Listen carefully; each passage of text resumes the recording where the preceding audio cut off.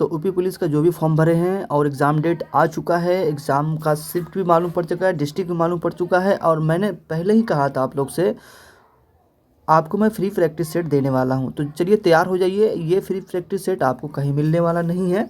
और ये full and finally जो होगा एग्ज़ाम पैटर्न पे आधारित है, मतलब कहें कि एग्ज़ाम बेसिस जो है ना उसी पे आधारित है। न्यू पैटर्न जो आपको न्यू पैटर्न दिया गया है उसी पे बिल्कुल आधारित है। अब आपको इसमें एक सावधानी बरतना है कि आपका जो एग्ज़ाम जो दिया है उसमें माइनस मार्किंग है, ठीक है ना। तो इस जीके जीएस को प्रैक्टिस करने से ही आपका माइनस मार्किंग हटेगा। बिल्कुल बिना प्रैक्टिस किए हुए यदि आप जाते हैं तुक्का मारने, सब समझिए, तुक्का मारने के लिए जो सिखा रहे हैं, जो कह रहे हैं कि तुक्का कैसे मारे जाए, बिल्कुल माइनस मार्किंग नेगेटिव मार्किंग में तुक्का नहीं चलता है। आप लोग जानते होंगे, जो भाई लोग पढ़ाई कर रहे हैं, पढ़ रहे हैं, बिल्कुल पढ़े हैं, वो जानते हैं कि इसमें तुक्का नहीं चलने वाला है। फिर भी आप लोग तुक्का के बारे में वीडियो देख रहे हैं, तुक्का आपको कैसे लगा ये सब आपको देखते हैं। लेकिन मैं जहाँ तक कहूँगा वो आप लोग को 110% जो है आपको तुक्का नहीं चलने वाला है, ठीक है। अब मैं आपको उत्तर प्रदेश से रिलेटिव जितना भी इसमें प्रश्न बनने वाला है या जो भी आप लोग को योजना है, इसमें करंट का भी क्वेश्चन मिलेगा। न्यू पैटर्न जो मैंने बताया था चैप्टर में जो भी आप लोग को दिया था वो चैप्टर वाइज भी प्रश्न इसमें मिलने वाला है। तो आपको चिंता करने से कोई बात नहीं है। आज से आपको मैं 11 तारीख है ना, और ये मैं आप लोग को 100 क्वेश्चन अगर कराता हूँ, डेली डेली एक प्रैक्टिस सेट करा देता हूँ, तो समझिए कि आपका जो है जितना भी इसमें से प्रश्न अगर वहाँ आता है एग्जाम में तो फुल एंड फाइनली आपको हो जाएगा। किसी भी क्वेश्चन को जीके जिसका एक ऐसा मतलब पोर्शन है, ऐसा भंडार है जो आपको डेली डेली प्रैक्टिस करने से ही होगा। तो बिल्कुल प्रैक्टिस जो नहीं कर रहे हैं उनका जो मैं कह रहा हूँ, और आप लोग प्रैक्टिस ज़रूर लगाएं। डेली प्रैक्टिस फ्री है, आप मेरे टेलीग्राम चैनल पर जाके आप टेस्ट सीरीज़ दे सकते हैं, कोई दिक्कत नहीं होगा। और ये सीरीज़ मैं आपको पहले भेज देता हूँ, उसके बाद मैं इसका एनालिसिस कराता हूँ। चलिए आइए मैं पहला क्वेश्चन आपको और ले चलता हूँ। आज सामान्य ज्ञान जानकारी और इसमें हिंदी प्रश्न जो बोले हैं, हिंदी का, मैथ का, सभी के प्रश्न लगाएंगे। लेकिन अभी आज जो है जिसका ज़्यादा वेटेज है उसको तो संभाल लें, उसको तो सही लें। आइए शुरू करते हैं। पहला क्वेश्चन थोड़ा सा शेयर कर दीजिएगा भाई लोग, आप लोग से नम्र निवेदन और विनती है। और कोई क्वेश्चन आपको लगता है मिस्टेक है, गलत है, तो आप उस पर कमेंट सेशन में कमेंट कर सकते हैं। बाकी उसके बारे में डिटेल व्याख्या देखा जाएगी। सबसे पहले ये आप लोग को 39 नंबर कह रहे हैं, शेखा झील के नाम से एक नया राष्ट्रीय पक्षी विहार का विकास किया जा रहा है। ये वृंदावन में, कानपुर में, लखनऊ और अलीगढ़ में कहाँ किया जा रहा है? तो ऑप्शन नंबर इसका जो है सी नंबर। अब अलीगढ़ में किया जा रहा है। अलीगढ़ के बारे में आप लोग को क्या जानकारी है बताइए, आप लोग कुछ ऐसी जानकारी है जो बता सकते हैं? देखिए अलीगढ़ में जो है ये शेखा झील है, एक ताजे पानी का झील है। पूछेगा कि हाल ही में कौन ताजे पानी का झील बना है, तो अलीगढ़ ताजे के पानी का झील बना है। और यहाँ जो प्रवासी पक्षियाँ जो होती हैं, मतलब जो बाहर से आ रही हैं पक्षियाँ, उनको प्रवासी पक्षियाँ कहा, जो बाहर से आ रही है। और इस झील का नया राष्ट्रीय विहार के रूप में विकसित किया जा रहा है। तो आपका कहाँ आंसर हो जाएगा? सी नंबर ऑप्शन हो जाएगा। ताजे पानी का ये झील है और ये नया राष्ट्रीय पक्षी विहार विकास किया जा रहा है और इसका नाम है शेख झील। नेक्स्ट क्वेश्चन देखते हैं। उत्तर प्रदेश के, थोड़ा सा कहिए तो मैं जूम कर लेता हूँ, थोड़ा सा अपना ब्राइटनेस थोड़ा सा बढ़ा लीजिए प्लीज़ आप लोग से। अब यहाँ पे देखिए उत्तर प्रदेश के निम्नलिखित में से कौन सा वन्य जीव अभयारण्य 1975 में स्थापित किया गया था? 1975 में स्थापित किया गया था। आइए इसको डिटेल्स व्याख्या देखते हैं। सबसे पहले आपको अगर पूछा जाए प्रथम अभयारण्य पूछा जाए तो ये अभी रामगंगा के नाम से जानते हैं, जो उत्तराखंड में है, उत्तराखंड में। और इसे हेली करके ऐसे नाम कुछ पड़ा था, हेली नेशनल पार्क पहले इसका नाम था, अब रामगंगा नाम कर दिया गया है। बाकी इसमें एक दो और नाम ऐड किया गया, लेकिन इसको अब क्वेश्चन जो है 40 नंबर उसको हम देखते हैं। 1975 में स्थापित किया गया था उत्तर प्रदेश में, ठीक है ना। तो उत्तर प्रदेश के बारे में थोड़ा सा हम आपको व्याख्या कर देते हैं। देखिए इसका राइट आंसर जो हो जाएगा आपका, जो हो जाएगा बी नंबर, यानी कतरनिया घाट आपका राइट आंसर हो जाएगा। 1975 में स्थापित किया गया था। अब 1975 के पहले भी कोई किया गया? हाँ, 1972 में ये किशनपुरा जो है, किशनपुरा, ऑप्शन नंबर ए जो दिया है किशनपुरा, किशनपुरा बना किशनपुर। और 1979 यानी 1979 में चंबल नदी, चंबल वन अभयारण्य। अब यहाँ पे देखते हैं थोड़ा सा इसको, उत्तर प्रदेश नामक रायपुर कोई भी वन्य जीव अभयारण्य स्थापित नहीं है। तो इसमें आप लोग को रायपुर जो है इसमें कोई अन्य जीव अभयारण्य नहीं है। इससे आप लोग को, चलिए आगे बढ़ते हैं। निम्नलिखित प्रकार की मिट्टियों में से किस एक बुंदेलखंड क्षेत्र में प्रमुखता है? बुंदेलखंड की मिट्टी की प्रमुखता दिया गया है, बुंदेलखंड की मिट्टी की प्रमुखता दिया गया है। देखिए बुंदेलखंड में जो मिट्टी पाई जाती है, काली मिट्टी पाई जाती है। जो काली मिट्टी जो पाई जाती है कपास के लिए उपजाऊ होती है, इसका अन्य नाम रेगूर मिट्टी हो जाएगा। ये भी आपको याद करके रखना है। जिसमें उत्पादन क्षमता किस मिट्टी में अधिक होती है? तो काली मिट्टी में, ऑप्शन नंबर ए हो जाएगा। 42 नंबर है बुंदेलखंड आर्थिक क्षेत्र में जनपदों की संख्या है। तो बुंदेलखंड आर्थिक क्षेत्र में जनपदों की संख्या कितनी है? तो उत्तर लगाइएगा 7 जनपद की संख्या। चित्रकूट, बांदा, महोबा, हमीरपुर, जालौन, झांसी, ललितपुर इत्यादि, ये 7 आप लोग का क्षेत्र जनपद है। उत्तर प्रदेश दिवस किस तिथि को मनाया जाता है? यूपी दिवस मतलब है उत्तर प्रदेश दिवस कब मनाया जाता है? तो ये कब मनाया जाता है देखना है इसको। तो चलिए आपका जो आंसर अगर राइट आ रहा है तो जरूर कमेंट सेक्शन में कमेंट डाल दिए। ये 24 जनवरी को मनाया जाता है। 24 जनवरी को उत्तर प्रदेश दिवस मनाया जाता है। तो ऑप्शन नंबर, अगर बिहार दिवस पूछे तो बिहार दिवस के बारे में तो जानना चाहिए ना। तो ये आपका जो बिहार दिवस 22 तारीख को मनाया जाता है और 15 तारीख को अलग हुआ था। ये भी आपको देखना चाहिए क्योंकि आपका नज़दीकी पड़ोसी थी है। नेक्स्ट क्वेश्चन देखते हैं। नेक्स्ट क्वेश्चन दिया है, मई 2023 में बोला अहमद ट्यूनुबू किस देश के नए राष्ट्रपति के रूप में शपथ ग्रहण किया? बोला अहमद, तो ये ट्यूनुबू जो है किस देश के राष्ट्रपति के रूप में? तो ये जो है इसमें नाइजीरिया के राष्ट्रपति, ऑप्शन नंबर ए इसका राइट आंसर। 45 नंबर क्वेश्चन देखें, स्वदेशी रूप से विकसित भारी वजनी टारपीडो का समुद्र के भीतर सफल परीक्षण किया गया, इसका टारपीडो का नाम क्या है? तो देखिए अरुणास्त्र आप लोग पढ़ते होंगे तो अरुणास्त्र दिया है, ब्रह्मास्त्र दिया, सूर्यास्त्र दिया। देखिए सूर्यास्त्र आंसर नहीं होगा। इस तरह आप लोग काटिए, ऑप्शन वहाँ बनाइए तो इसको छाटिए, ठीक है ना। तो ये ऑप्शन नंबर आपका जो है 45 का बी नंबर हो जाएगा, ठीक है ना। 45 का बी नंबर अरुणास्त्र है, ठीक है ना। ये हैवी टर्पीडो अगर जहाँ भी आ गए वजन वाला हेवी है आ जाए तो ये अरुणास्त्री मारिएगा, आपको राइट आंसर हो जाएगा बिल्कुल। अब यहाँ 46 नंबर क्वेश्चन कर रहा है, 46 नंबर क्वेश्चन है, जून 2023 में मुख्यमंत्री योगी आदित्यनाथ ने प्रधानमंत्री पीएम स्वनिधि योजना 3 वर्ष पूर्ण होने के अवसर पर कहाँ स्वनिधि महोत्सव का शुभारंभ किया? तो ये आपको देखना है। लखनऊ हो गया, गोरखपुर हो गया, मथुरा हो गया, बनारसी हो गया, कहाँ किए थे?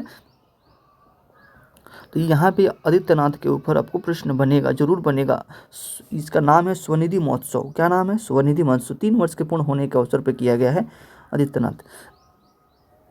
तो ऑप्शन नंबर इसका जो हो जाएगा 46 का बी नंबर ऑप्शन देखिएगा। 46 का बी नंबर ऑप्शन जो है गोरखपुर में किया गया था। नेक्स्ट क्वेश्चन देखिए, 47 नंबर क्या कह रहा है, भारत में वैदिक सभ्यता डॉट नदी के किनारे विकसित हुई है। यानी भारत में जो सभ्यता विकसित हुई थी, कौन सी सभ्यता? वैदिक सभ्यता। और किस नदी किनारे हुई थी? इसमें ताप्ती दिया है, नर्मदा दिया है, गोदावरी दिया है, सरस्वती दिया है। तो ऑप्शन नंबर से भी काटना चाहते हैं तो आप काट सकते हैं, जिस तरह आप लोग को बनाना चाहते हैं। यदि आपको आंसर आता है तो जरूर कमेंट सेक्शन में कमेंट करिएगा, जरूर करिएगा, ठीक है ना। तो देखिए यहाँ जो है वैदिक में ना ही गोदावरी का उल्लेख है ना ही नर्मदा का उल्लेख है। इसमें सबसे अधिक उल्लेख है किसी वेद में तो सरस्वती नदी का उल्लेख है, और ये सरस्वती नदी के किनारे ही विकसित हुआ है। सबसे ज़्यादा पूछे कि वेद में किस नदी का उल्लेख है तो सरस्वती नदी का उल्लेख है सबसे अधिक। वेदों की संख्या कितनी है? तो वेदों की संख्या पूछे तो 4 बताइएगा। वेद की संख्या 4 है। ऋग्वेद, सामवेद, अर्थवेद, यजुर्वेद, ये चारों वेद है। संगीत का वेद सामवेद को कहते हैं। सबसे पुराना ऋग्वेद होता है। ऋग्वेद में कितने मंडल है? ऋग्वेद में मंडल सूक्त पूछे तो ये भी बताइएगा। ऋग्वेद में मंडल पूछे तो मंडल 10 है, सूक्त पूछे तो 28 है। इस तरह आपको बता देना है। अब यहाँ सभ्यता पूछे, यानी वैदिक सभ्यता कब से कब शुरुआत हुआ था? 1500 ईस्वी पूर्व से 600 ईसा पूर्व में इस शुरुआत हुआ था। आइए नेक्स्ट क्वेश्चन देखते हैं। 48 नंबर देखते हैं। 48 नंबर देखते हैं, मलिक इख्तियार उद्दीन। देखिए मेरे पास जितना सुविधा है, मेरे पास जितना साधन है, मैं उसी के अनुसार चलता हूँ। ये नहीं कि मेरे पास ये नहीं है वो नहीं, मेरे पास जो है जितने साधन चल रहा हूँ। आगे भविष्य में चलकर आप लोग भाई लोग से सपोर्ट रहा तो ज़रूर मैं आप सभी के बीच एक ऐसा अच्छा प्लेटफॉर्म मतलब लाऊंगा जो फ्री में चले क्लास और फ्री सभी लोग वहाँ पे पढ़ें। मैं ये चाहता हूँ, ठीक है। सबके एक मैंने जो है तो सबके पास एक ही क्वालिटी और एक ही ये नहीं होता है। 48 देखिए, मलिक इख्तियार उद्दीन। आपको इस प्रश्न करने से जरूर लगता होगा कि इस प्रश्न में, इस क्वेश्चन में, इस सेट में दम है, क्योंकि यहाँ उत्तर प्रदेश से रिलेटेड मिल गया मुझे क्वेश्चन, यहाँ आप लोग नदी से क्वेश्चन मिल रहा है, तो ये कहीं ना कहीं आपको एग्ज़ाम हॉल में बेनिफिट जरूर होगा। आइए हम क्वेश्चन देखते हैं। मलिक इख्तियार उद्दीन अल दुनिया ने रजिया सुल्तान को किस किले में कैद किया था? ठीक है, अब पूछा जाए क्वेश्चन, सबसे प्रथम महिला शासिका पूछे तो रजिया सुल्तान, टिक करिएगा, एकमात्र महिला ये है, ठीक है ना। ये इल्तुतमिश की बेटी थी। किसकी बेटी थी? इल्तुतमिश की बेटी थी। और इसे कैद करने वाला कौन था? अल्तुनिया शासक था इसे कैद करना। अब किस किले में कैद किया है इसको देखना है 48 नंबर को। तो इसको जो है भटिंडा के किला मुबारक में कैद किया था। तो अब आइए हम थोड़ा सा इसके बारे में व्याख्या देखते हैं। अगर रजिया सुल्तान का शासन देखा जाए तो 1236 से 1240 ईसा पूर्व ईसी तक चला था। ईसा पूर्व नहीं, ईसी तक चला था। अब इसमें आप लोग गुलाम वंश के संस्थापक पूछे, कुतुबुद्दीन ऐबक था। लाखों का दान देने वाला कुतुबुद्दीन ऐबक था। और इसी का जो है कुतुब मीनार जो बनाया हुआ है मीनार, लेकिन इसको पूरा करने वाला इल्तुतमिश है। नींव तो इसे रखने वाला, लेकिन पूरा करने वाला इल्तुतमिश है। 49 देखते हैं। मध्यकालीन सूफी परंपरा के संदर्भ में बाली शब्द का क्या अर्थ है? देखिए एक जो होता है बाली यात्रा भी होता है, लेकिन यही आपको शब्द का अर्थ पूछा है 49 में। तो क्या अर्थ है सूफी परंपरा में? ये जो सूफी परंपरा थी उसके संदर्भ में अगर बाली पूछा जाए तो बाली शब्द का अर्थ क्या है? सूफी के बारे में मैं थोड़ा सा अभी बताता हूँ, लेकिन इसका आंसर कर देते। देखिए सूफी का बाली का अर्थ होता है संत। क्या होता है? संत। अगर संत ऑप्शन दिया है तो टिक लगाइए, संत होता है। अब देखिए सूफी का जो सिलसिला था और इसको जारी करने वाले परंपरा थे, वो उसमें आप लोग को बता देता हूँ। ये सूफी सिलसिला एक इस्लामी परंपरा है, ठीक है ना, इस्लामी, जिसमें आपको देखने में आ जाएगा निजामुद्दीन औलिया, ये सब आप लोग को आ जाएंगे। चिश्ती समुदाय के संस्थापक, ये सभी आपको वहाँ, मैं आपको अगर डिटेल्स पढ़ाता तब तो मैं यहाँ डिटेल्स फैक्ट बता देता। क्यों? मैं आपको लाइव हूँ, सामने हूँ नहीं हूँ, मेरे पास जो सुविधा भी उतना नहीं है, तो मैं आपको सामने आकर रहते करूँ। फिर भी एक वाइट बोर्ड है, लेकिन उतने से क्या चलता, नहीं चल पाता है ना। कोई दिक्कत नहीं है, समस्याओं को तो आना हमारे जीवन में। तो आइए हम देखते हैं 50 नंबर क्वेश्चन। कह रहे हैं 50 नंबर क्वेश्चन कहते हैं कौन सा कथन कांग्रेस के कराची सत्र के संदर्भ में सही है? चलिए कराची जो है थोड़ा सा यहाँ पे ऐसे लिखा जाए, कराची, ठीक है ना। कराची सत्र 1931 के संदर्भ में सही है। 1931 के संदर्भ में सही है। चलिए 1929 में प्रथम तिरंगा झंडा फहराया गया था पंडित जवाहरलाल नेहरू द्वारा, और वहीं पे स्वराज की मांग की गई थी। स्वराज की मांग की गई थी, लेकिन स्वराज मेरा जन्मसिद्ध अधिकार है, इसको किसने कहा ये आपको बताना है। तो यहाँ देखते हैं, पहला गांधी इरविन संधि की पुष्टि हुई थी। गांधी इरविन संधि, ठीक है। तो ये 5 मार्च 1931 में हुआ था। 5 मार्च 1931 में हुआ था, ठीक है ना। 50 वाला क्वेश्चन जो है 5 मार्च 1931 में गांधी इरविन फैक्ट हुआ था, ये आपका जो कथन का सही है। तो ये आपका राइट आंसर है। इरविन समझौता यहाँ पे हुआ था। और महात्मा गांधी ने अधिवेशन की अध्यक्षता की थी। भारत छोड़ो प्रस्ताव पारित किया गया था। भारत छोड़ो प्रस्ताव तो 1942 के आसपास में था। इस खिलाफत आंदोलन का आरंभ किया गया था।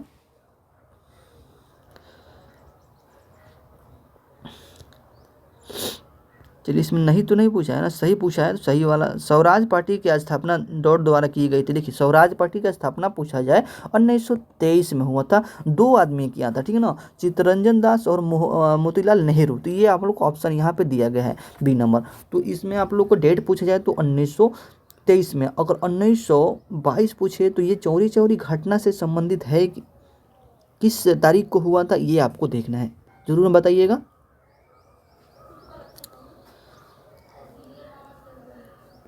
नेक्स्ट क्वेश्चन देखिएगा 52 नंबर। नई दिल्ली का अक्षांश 1 डिग्री के भीतर है, मतलब नई डिग्री के साथ किसी के डिग्री के भीतर है, ये आपको बताना है। तो ऑप्शन नंबर सी, एक एवरेस्ट पर्वत के भीतर के आकार का है। कौन सा युगम पहाड़ियों दर्रों के संदर्भ में सही है, मतलब वो राज्य में जो है ना वो दारा स्थित होगा। ठीक है, लिपु लेखा देखते हैं, आइए। रोहतांग, लिपु लेखा, ये सभी हमको देख लेते हैं। उसके बाद इसमें क्या पूछा है, दड़े सही है ना, तो ठीक है। यहाँ पे लिपु लेखा जो है उत्तराखंड में स्थित है, ठीक है ना, उत्तराखंड में स्थित है। अब आपको देखते हैं हिमाचल प्रदेश, यहाँ हिमाचल प्रदेश दिया है ना। चलिए पहले सिक्किम दिया, तो सिक्किम दिया ना, सिक्किम का क्लियर कर लेते हैं। सिक्किम में तो आपको नथुला दारा है, आप जानते हैं। सिक्किम में कौन सा दारा है, तो नथुला दारा है। लापचा हो जाएगा, ऐसे करके जनजाति वगैरह ये पूछता है ना। बोमडीला दारा के बारे में बताऊं तो बोमडीला दारा अरुणाचल प्रदेश में हो जाएगा। कहाँ हो जाएगा, बोमडीला दारा हो जाएगा। तो मैं लिख देता हूँ बोमडीला, ये अरुणाचल प्रदेश यानी एपी अरुणाचल प्रदेश में हो जाएगा। रोहतांग दारा जो पूछा गया, तो रोहतांग दारा होता है और छिपकिला दारा हो गया, रोहतांग दारा हो गया, ये सभी हिमाचल प्रदेश के अंतर्गत आता है। नेक्स्ट क्वेश्चन देखिएगा। नेक्स्ट क्वेश्चन कह रहा है कि कौन सा राज्य में अष्टमुंडी झील स्थित है, यानी अष्टमुंडी झील स्थित है। अगर आपको क्वेश्चन पूछ दिया जाए भरहुत शिलालेख किस राज्य में है, भरहुत,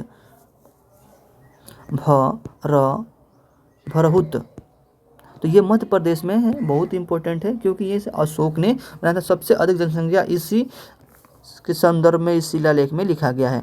इस क्वेश्चन को हम देखते हैं। कौन सा क्वेश्चन है आप लोग को, अष्टमुंडी झील स्थित है। मैं यहाँ पूरा क्वेश्चन नहीं पढ़ रहा हूँ कि निम्नलिखित में से कौन सा राज्य अष्टमुंडी झील में स्थित है, ये नहीं पूरा पढ़ रहा हूँ मैं, केवल पढ़ रहा राज्य में अष्टमुंडी झील स्थित है। तो चलिए अष्टमुंडी झील स्थित है, यहाँ 54 नंबर क्वेश्चन को हल करते हैं।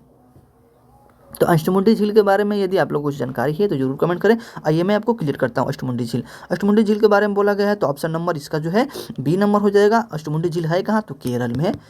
केरल में साइलेंट वैली भी, क्या है, साइलेंट वैली एक नाम है, जो साइलेंट घाटी बोले, साइलेंट वैली भी बोला जाता है। और इसमें इलायची का पहाड़िया भी है। अभी इलायची का खोज हुआ है, चंद्रा नामक इलायची का खोज हुआ है।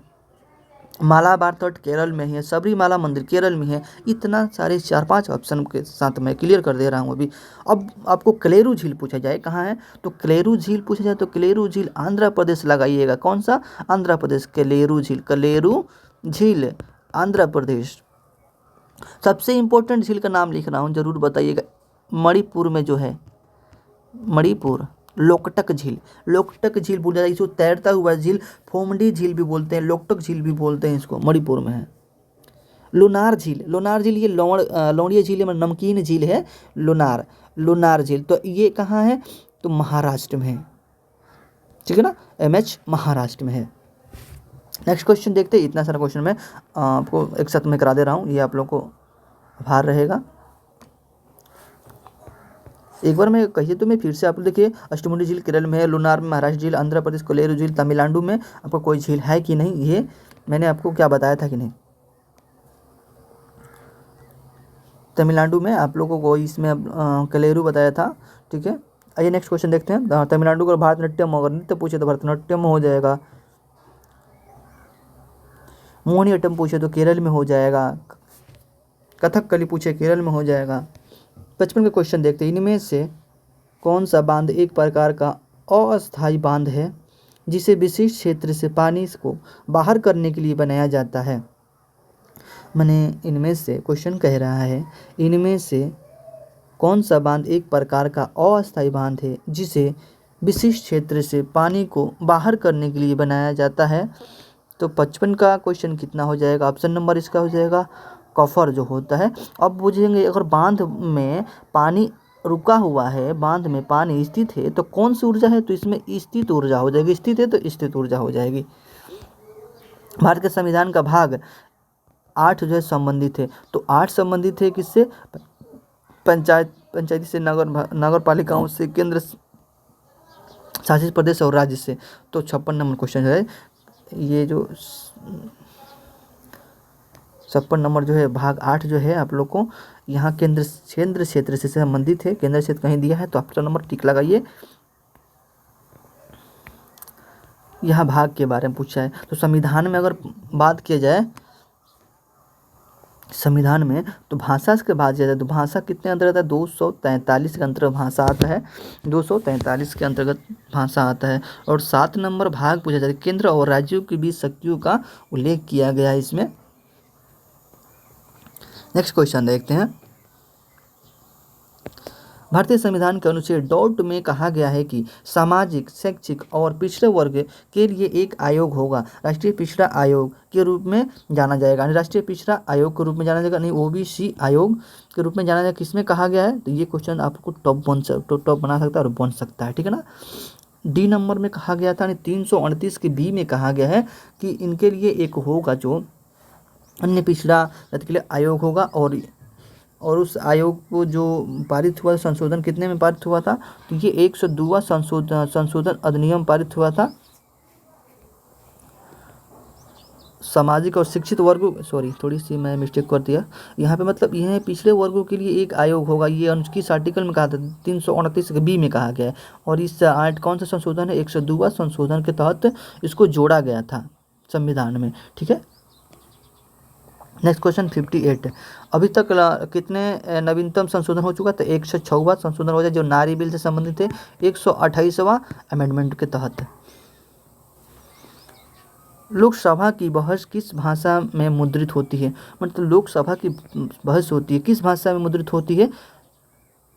आइए हम लोकसभा के बारे में थोड़ा सा जानते हैं। लोकसभा का अध्यक्ष जो होता है, लोकसभा स्पीकर होता है, और इसे लोकसभा अध्यक्ष का उम्र जो होता है 25, और राज्यसभा होता है 30, राष्ट्रपति, उपराष्ट्रपति, ये सभी आप लोग को ये राज्यसभा कितना होता है, राज्यसभा का कार्यकाल 6 और लोकसभा का कार्यकाल 5 वर्ष होता है। लोकसभा की भाषा जो मुद्रित होती है, 58 का क्वेश्चन कहा है, इसको 58 में देखते हैं। ऑप्शन नंबर डी, हिंदी और इंग्लिश दोनों भाषा में होती है, ये आप लोग कभी भूल मत करिएगा। निम्नलिखित में से कौन सा अनुच्छेद सर्वोच्च न्यायालय के, देखिए सर्वोच्च न्यायालय के अनुषांगिक शक्तियों को संबंधित है। इसमें शक्तियों समझ सर्वोच्च न्यायालय किस आर्टिकल में है, तो 124 आर्टिकल में है इनका उल्लेख, ठीक है ना। लेकिन इसने कहा इस क्वेश्चन का मुद्दा जो है अनुषांगिक शक्तियों से संबंधित है, मतलब लोकसभा सर्वोच्च न्यायालय का शक्ति कैसा इसका वर्णन मिलेगा, तो वो आपको 140 पढ़िएगा तो आपको इसका वर्णन मिल जाएगा। उच्च न्यायालय का अनुषांगिक शक्तियाँ है। 147 में है उच्च न्यायालय से परामर्श की राष्ट्रपति की शक्ति है। 100 कितने में आपको, तो 143 में दिया गया है जो उच्च न्यायालय से परामर्श करने की राष्ट्रपति की शक्ति, मतलब राष्ट्रपति जो ये हैं उच्च न्यायालय से परामर्श ले सकते, सुझाव ले सकते हैं और दे सकते हैं उच्च न्यायालय से, ठीक है। 38 नंबर दिया है उच्च न्यायालय की अधिकारित विधियाँ दिया है, और संघ और राज्यों को प्रारूपता इसमें दिया है 50 में। नेक्स्ट क्वेश्चन देखते हैं। 60 नंबर क्वेश्चन देखते हैं। भारत के संविधान में कौन सा संशोधन भाषा के आधार पर भारतीय राज्यों को पुनर्गठन संबंधी बदलने के लिए प्राथमिक उद्देश्य पारित किया गया था, मतलब कौन सा संशोधन है। और भाषाई आधार पर आधारित गठित होने वाला ये पहला राज्य कौन था, पंचायती आधार पूछे तो राजस्थान, भाषाई आधार पर आंध्र प्रदेश। 60 में बोला गया है प्राथमिकता उद्देश्य से पारित किया गया था, तो ऑप्शन नंबर 60 का जो हो जाएगा ये 7वां संशोधन में कहा गया था। 7वां संशोधन जो हुआ था 1956 में हुआ था, ये आपको याद है। राज्य पुनर्गठन आयोग का जो संशोधन हुआ था किस सन में हुआ था, 1956 में। कौन सा संशोधन था, 7वां संशोधन था पुनर्गठित। 61 नंबर देखिएगा, भारतीय संविधान का कौन सा अनुच्छेद भारत के नियंत्रक व महालेख परीक्षक, तो भारत का नियंत्रक और महालेख परीक्षक कौन है इस समय, CAG कंट्रोलर एडिटर जनरल जो किस 148 में है इनका जो कार्यकाल का उल्लेख है, और ये 6 साल इनका कार्यकाल होता है, नहीं तो 65, मतलब अगर 65 साल के हो जाते तो रिटायर हो जाएंगे, नहीं तो 6 साल उनको कार्य किया जाएगा। और इनकी जो नियुक्ति भारत के राष्ट्रपति द्वारा होते हैं। अभी कौन है, के वेणुगोपाल है, याद रखिएगा इसको भी। 62, भारत में पहली बार वैज्ञानिक तरीके से राष्ट्रपति आय की गणना करने वाले अर्थशास्त्री डॉट थे, तो भारत में पहली बार वैज्ञानिक तरीके से राष्ट्रीय आय की गणना करने वाले कौन थे, सबसे पहले गणना करने वाले तो ये आप लोग को दादा भाई नौरोजी हो जाएंगे, वृद्धा पुरुष भी बोला जाता है। लेकिन इसमें क्वेश्चन जो कहा गया था, ये क्वेश्चन आप लोग थोड़ा सा ध्यान से पढ़िए। इसका ऑप्शन नंबर जो होगा BK RB राव जो थे वैज्ञानिक तरीके से गणना करने वाले। भारतीय अर्थव्यवस्था का वैश्वीकरण क्या प्रतिशत करता है, मतलब क्या प्रदर्शित करता है, प्रतिशत नहीं प्रदर्शित करता है। तो 63 नंबर क्या हो जाएगा, 63 नंबर का जो है बी नंबर आंसर राइट हो जाएगा। इसका जो है दूसरे देश के साथ आर्थिक संबंध में कम से कम हस्तक्षेप करना। 64 नंबर, बैंक के द्वारा अपने सबसे बड़े, सबसे सुरक्षित और सबसे अधिक क्रेडिट वाले ग्राहकों से वसूल जाने वाले अल्पकालिक ऋण ब्याज दर को क्या कहा जाता है। तो जो बैंक दर होता है, अब इसके बारे में थोड़ा मैं आपको डिटेल्स बताता हूँ। इसका आंसर मैं आपको बताने के बाद आपको मैं डिटेल्स सबको बता देता हूँ। 64 का राइट आंसर हो जाएगा प्रधान उधार होता है। अगर आपको यहीं पे आरबीआई से संबंधित पूछा जाए तो चलिए, आरबीआई की स्थापना किस आयोग के सिफारिश हुआ था, तो यंग हिल्टन पे 1934 एक्ट 1935 में स्थापना कर दिया गया था, 1 अप्रैल 1935 में। और इसका 25वें गवर्नर शक्तिकांत दास जी हैं। अब ये क्वेश्चन जो है आपका ये समाप्त हो चुका है, क्योंकि आप लोग एसडब्ल्यू में 3 क्वेश्चन हैं, आप लोग करिएगा। मिलते हैं हम अगले वीडियो में। आपका हिंदी का और जीके जीएस का दोनों पर्सन लेकर आएंगे। अगर मैथ कहते तो मैथ, रीजनिंग कहते तो रीजनिंग का मैं लेकर आऊँगा। अगला क्वेश्चन आप लोगों पर डिपेंड करता है, और ये क्वेश्चन आप लोग जरूर पढ़ के जाइएगा, थोड़ा सा आप शेयर भी कर लीजिएगा। प्रत्येक व्यक्ति के पास एक स्टूडेंट के पास ज़रूर शेयर करें, ताकि आप लोगों के साथ साथ उनका भी जो है मार्क इंक्रीज हो सके। और इस तरह का सेट जरूर लगाए, क्योंकि देखिए इस सेट में आप लोग का कुछ ना कुछ देखे होंगे तो ज़रूर लगा हो कि हाँ ये सेट में दम है और ये सेट को लगाना चाहिए।